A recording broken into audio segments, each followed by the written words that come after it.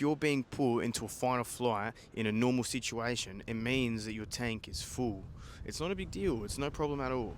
But well, it is a problem in one way because it's making you feel like shit and it's making it hard for you to exist in the world. But it's not a problem in the sense that it makes perfect sense on why it's happening and there's absolutely a reason why it's happening. It's not fucking random. It's not random at all. It has absolutely got a reason and a purpose. And then so with that, you have one of two options. You can continue to be triggered and you can continue to be ruled by your emotions, or you can do something that is going to help you understand better what is happening. I would be thrown into fight or flight like fucking that. What happens is that something happens in the external world and it filters through the system in your head called the RAS, the Reticular Activating System. What this does is that it will take everything that is happening in the world and it will feed you what it deems as important. How does it know what's important? Well, it comes back down to what you believe and what you value.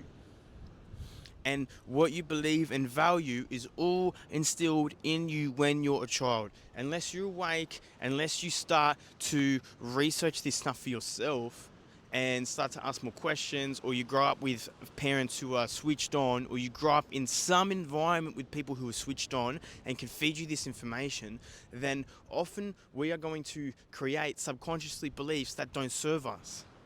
And it's just the nature of it. When you're a kid from 0 to 7, you're in this brainwave state called theta.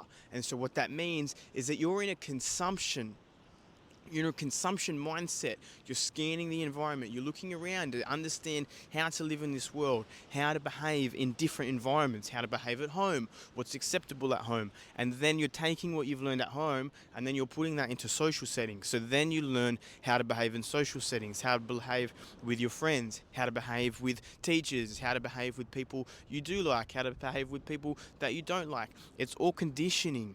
It's all conditioning. And then on top of that, what makes it even...